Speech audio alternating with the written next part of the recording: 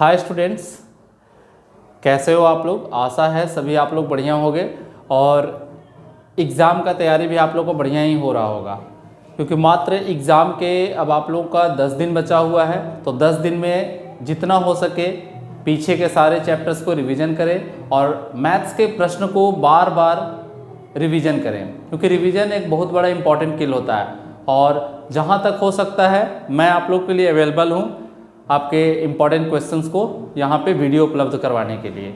तो देखिए, आपके बोर्ड के स्क्रीन पे दिख रहा होगा कुछ क्लास 10th का ये 5 नंबर का टॉपिक है, लेकिन ये जहाँ तक आपको बोर्ड पे लिखा हुआ दिख रहा है इससे आपको 2 नंबर प्राप्त होगा। थेल्स प्रमेय यानी कि किसी त्रिभुज की एक भुजा के समांतर खींची गई रेखा अन्य 2 भुजाओं को समान अनुपात में विभाजित करता है। किसी त्रिभुज की एक भुजा के समांतर खींची गई रेखा अन्य 2 भुजाओं को समान अनुपात में विभाजित करता है। एक त्रिभुज आपको नजर आ रहा है, ए बी सी एक त्रिभुज है। BC के समांतर एक रेखा D खींचा गया है।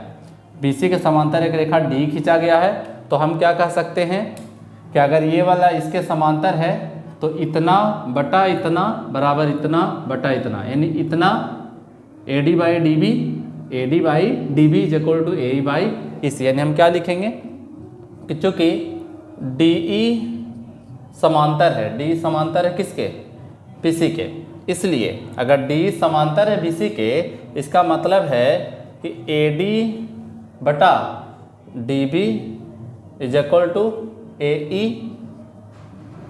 बटा EC। इसी थ्योरम को थेल्स थ्योरम कहते हैं, यानी थेल्स प्रमेय कहते हैं। तो अगर आप इतना लिखोगे केवल, तो यहाँ से आपको कितना नंबर प्राप्त होगा, तो यहाँ से आपको 2 मार्क्स प्राप्त होगा, ठीक है, यानी कि 2 अंक आपको प्राप्त होगा यहाँ से। लेकिन क्वेश्चन यहाँ से क्या होगा, तो क्वेश्चन यहाँ से 5 अंक में भी आएगा। तो 5 अंक वाले सवाल को हम लोग कैसे हल करेंगे वो हम लोग देख लेते हैं। तो एक बार फिर से देख लीजिए 2 अंक वाले को। किसी त्रिभुज की एक भुजा के समांतर खींची गई रेखा अन्य 2 भुजा को क्या करता है, समान अनुपात में विभाजित करता है। यह है थेल्स प्रमेय का कथन, यह है कथन। और इसका विपरीत का कथन भी हम बताएंगे। थेल्स प्रमेय का विलोम का कथन क्या होता है और उसको प्रूफ कैसे किया जाता है वो भी हम बताएंगे, लेकिन इस वीडियो में आपको थेल्स प्रमेय के बारे में बताया जाएगा, ठीक है। तो चलिए अब हम लोग प्रूफ के तरफ चलते हैं। इसको आप लोग बढ़िया से फेयर कर ले और बार बार कम से कम 2 बार तो जरूर आप वीडियोस को देख लें और इसको रिवीजन कर ले बना करके एक बार। तो इसको हम प्रूफ करते हैं।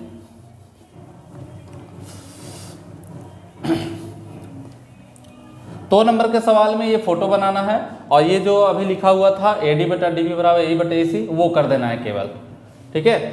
अब इसको प्रूफ करने के लिए हम लोग सबसे पहले लिखेंगे, प्रूफ करने के लिए क्या करेंगे, तो सबसे पहले हम लोग एक त्रिभुज बना देंगे। त्रिभुज का नाम क्या है, ABC लिखेंगे यहाँ पे। मान लिया कि ABC एक त्रिभुज है, ABC एक त्रिभुज है। भुजा BC के समांतर एक रेखा खींचा गया है D। भुजा BC के समांतर एक रेखा DE खींचा गया है, जैसा कि चित्र में दिखाया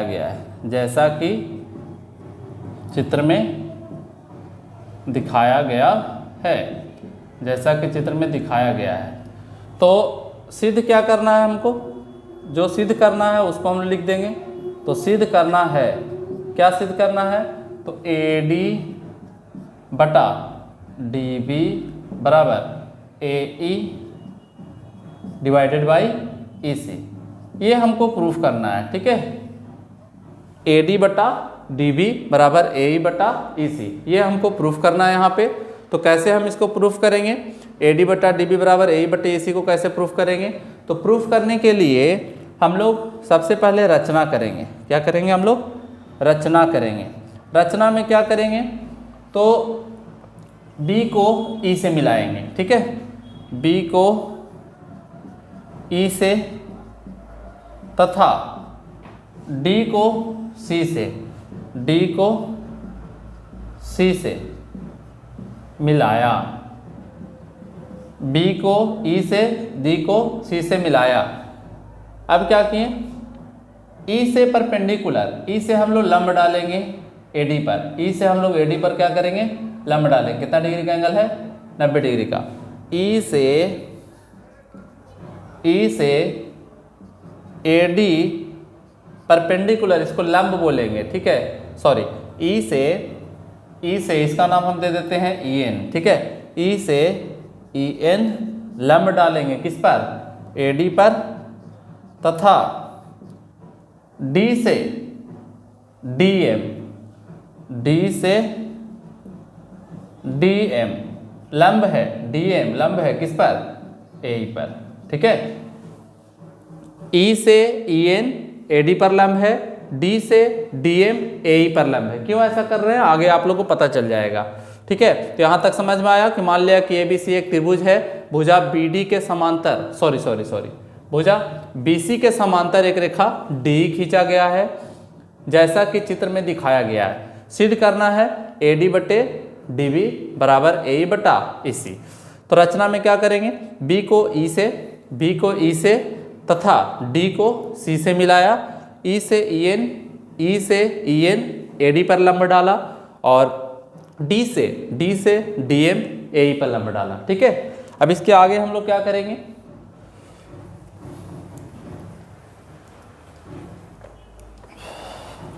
हमें ध्यान में रहना चाहिए कि हमें जो प्रूफ करके लाना है वो क्या लाना है, इतना बटा इतना बराबर इतना बटा इतना। तो हम लोग इसके लिए क्या करेंगे, त्रिभुज ए डी ई का क्षेत्रफल बटा त्रिभुज बी डी ई का क्षेत्रफल लगाएंगे, ठीक है। ए डी ई का क्षेत्रफल बटे बी डी ई का क्षेत्रफल, यानी एक बार इधर से चलेंगे एक बार इधर से चलेंगे।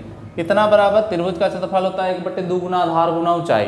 तो इसके लिए आधार कौन होगा, एडी होगा, और इसके लिए ऊंचाई कौन होगा, तो ई एन होगा, ठीक है। ऊंचाई का काम कौन करेगा, ई एन करेगा। ये आधार है, ये ऊंचाई है। ऊंचाई हमेशा कितना डिग्री के एंगल पर रहता है, 90 डिग्री के एंगल पर होता है। जब भी ऐसा रहेगा तो बाबू समझ जाइएगा ये 90 डिग्री का कोण है, ठीक है। फिर 1/2 गुना आधार इस ट्रायंगल में ना, इस त्रिभुज में ना, तो इसके लिए आधार का काम करेगा BD और ऊंचाई का काम BD में कौन करेगा, ये वाला करेगा, मतलब कौन, ये आधार है, ये वाला क्या होगा, ऊंचाई, क्योंकि 90 डिग्री के रूप में जो रहता है वही ऊंचाई कहलाएगा। यहाँ से ये कट गया, ये कट गया, यानी क्या बच गया, तो त्रिभुज ADE का क्षेत्रफल बटे त्रिभुज BDE का क्षेत्रफल, और इतना बराबर क्या आ गया, इतना बराबर आ गया AD बटे BD। समीकरण नंबर इसका नाम हम दे दिए फर्स्ट। अब इधर का काम तो हो गया, इधर वाला से काम किया, एक बार हम इसको आधार माने एक बार इसको आधार माने, अब मानेंगे इसको आधार और इसको आधार, यानी कि पुनः अब हम क्या करेंगे, पुनः त्रिभुज ADE का क्षेत्रफल, ADE का क्षेत्रफल बटे त्रिभुज ECD का क्षेत्रफल। तो यहाँ पे हम क्या करेंगे, 1/2 गुना आधार ADE में आधार कौन होगा, AE होगा, और ऊंचाई कौन होगा इसका, तो इसका ऊंचाई का काम करेगा DM। यह DM वो वाला DM नहीं है, डिस्ट्रिक्ट मजिस्ट्रेट। यहाँ पे DM का मान है D से लेकर के M के बीच की दूरी। फिर ECD आधार हो जाएगा EC, और ऊंचाई कौन हो जाएगा, तो ये आधार है बाबू, तो ये वाला क्या होगा, ऊंचाई होगा, और इसका नाम हम क्या देंगे, DM। ये से ये कट गया, ये से ये कट गया, तो हमें क्या बच गया, तो त्रिभुज ADE का क्षेत्रफल बटा त्रिभुज ECD का क्षेत्रफल, ये D है, ठीक है, ECD है। इतना बराबर आ गया AE बटा EC, ये आ गया इक्वेशन नंबर सेकंड, यानी this is the equation number first और this is the equation number second. अब देखिए बाबू, हमको प्रूफ करने के लिए ये दोनों बराबर लाना होगा, यही ना हमको लाना था। AD बटे BD, BD बोले चाहे DB बोले, बात एक ही है, ठीक है। तो AD बटे BD बराबर AE बटा EC, ये लाना है। तो ये कब बराबर होगा बाबू? जब ये दोनों बराबर हो जाए। जब ये वाला अगर बराबर हो जाए फर्स्ट समीकरण सेकंड में, तो निश्चित है कि ये दोनों भी आपस में बराबर होगा। तो देखिए यहाँ पे है ADE, यहाँ पे भी है ADE, तो किसी तरीके से अगर हम BDE को कर दें ECD, BDE मतलब BDE बराबर कर दें ECD के, मतलब ECD के, तो ऐसे स्थिति में हम दोनों को तुलना करेंगे, ठीक है। तो हम लोग क्या करेंगे, तो अगर हम चित्र को देखें ध्यान से, तो चित्र में ध्यान से देखें अगर, तो चूंकि BC समांतर है, ठीक है, DE के, या फिर हम यहाँ पे लिखेंगे ऐसे कि चूंकि DE समांतर है, DE क्या है? समांतर है किसके? BC के। तो इसलिए अगर समांतर है तो BDE का क्षेत्रफल, यानी कि त्रिभुज BDE का क्षेत्रफल बराबर त्रिभुज BDE का क्षेत्रफल बराबर त्रिभुज कौन सा? CED का क्षेत्रफल, CED का क्षेत्रफल या ECD का क्षेत्रफल, ECD का क्षेत्रफल, ठीक है। तो अगर हम ये दोनों को बराबर ला दिए हैं, मतलब त्रिभुज BDE का क्षेत्रफल और ECD का क्षेत्रफल दोनों बराबर हो गया है। क्यों? क्योंकि ये दोनों समांतर है। और अगर बाबू दो लाइन अगर समांतर होता है, जैसे मान लीजिए कि ये वाला रेखा, यहाँ पे थोड़ा हम फिगर को साफ से बना दें, यहाँ पे अगर ये वाला समांतर है, मान लो इसका नाम क्या है, यहाँ पे D है और इसका नाम क्या है? BC है। अगर ये दोनों समांतर है और अगर एक ही आधार पर है, जैसे वाला आधार का काम कर रहा था, E वाला क्षेत्रफल बराबर होगा E वाला क्षेत्रफल के। समझ में आया? यानी कि BDE, यानी ऐसा जो टुकड़ा बन रहा है यहाँ पे, ये वाला जो टुकड़ा बन रहा है BDE, ये बराबर हो जाएगा क्या? E वाले टुकड़ा के, यानी कि DEC के, ठीक है। BDE का क्षेत्रफल CED के क्षेत्रफल के बराबर हो जाएगा, ठीक है। यानी कि BDE बराबर होगा क्या? DEC के क्षेत्रफल के। तो हम ये सब लिखते नहीं रहेंगे, बस समझने वाला चीज़ है, ठीक है। तो अब ECD के जगह पर हम क्या बैठा देंगे? BD बैठा देंगे। तो समीकरण नंबर कहाँ से चलेंगे हम लोग? सेकंड से। तो सेकंड से है क्या? तो त्रिभुज ADE का क्षेत्रफल बटा त्रिभुज ECD के जगह पर हम क्या लिखेंगे? BDE का क्षेत्रफल, ठीक है। ये लिख दिया, अब इसको हम मिटा देते हैं। और इतना बराबर क्या हो जाएगा? तो इतना बराबर हो जाएगा AE बटा EC। ये आ गया समीकरण नंबर कौन सा? थर्ड आ गया, ठीक है। ये तीसरा समीकरण आ गया।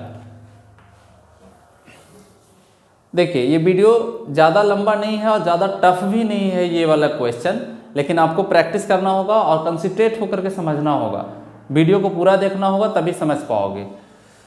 तो यहाँ से समीकरण फर्स्ट और थर्ड को अगर देखोगे तो दोनों आपस में क्या आ गया? बराबर आ गया। समीकरण नंबर फर्स्ट तथा कहाँ से चलेंगे? थर्ड से। तो फर्स्ट और थर्ड में देखो बायां हिस्सा दोनों में, पहला समीकरण अपने कॉपी में देख लीजिए आप लोग। ये वाला जो तीसरा है वो समीकरण नंबर पहला के बराबर है। जैसे हम कहें कि x बराबर है y के, ठीक है, और x बराबर है z के, तो एक मतलब क्या है? ये दोनों बराबर है तो y और z भी आपस में क्या होगा? बराबर होगा। y और z आपस में क्या हो जाएगा? बराबर हो जाएगा। तो इसी तरीके से बायां बायां बराबर है तो दायां दायां भी आपस में क्या हो जाएगा? तो बराबर हो जाएगा। तो फर्स्ट तथा थर्ड से अगर हम चलें तो AD बटा DB बराबर आ जाएगा किसके? AE बटा EC के। देखिए प्रूफ हो गया। पहला वाला जो समीकरण था उसमें था AD बटा DB बोलो या BD बोलो, बात एक ही है, AE बटा EC।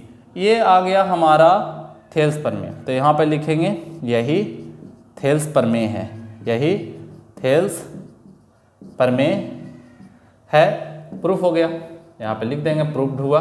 प्रमाणित हुआ। तो आशा है आप लोगों को समझ में आया होगा। एक बार हम फिर से इसको ओवरव्यू दे देते हैं। सबसे पहले हम लोग क्या किए कि थेल्स प्रमेय का कथन लिखेंगे 5 नंबर में।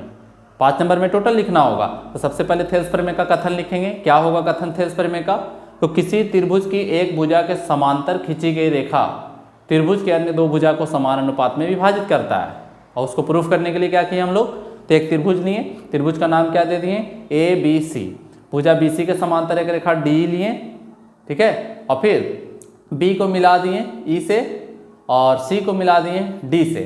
और उसके बाद हम लोग त्रिभुज के क्षेत्रफल का 1/2 गुना आधार गुना ऊंचाई लगाए और एक बार इधर से काम किए, एक बार इधर से काम किए और दोनों को बराबर कर दिए, क्योंकि D बराबर है BC के, तो ई वाला क्षेत्रफल के बराबर है।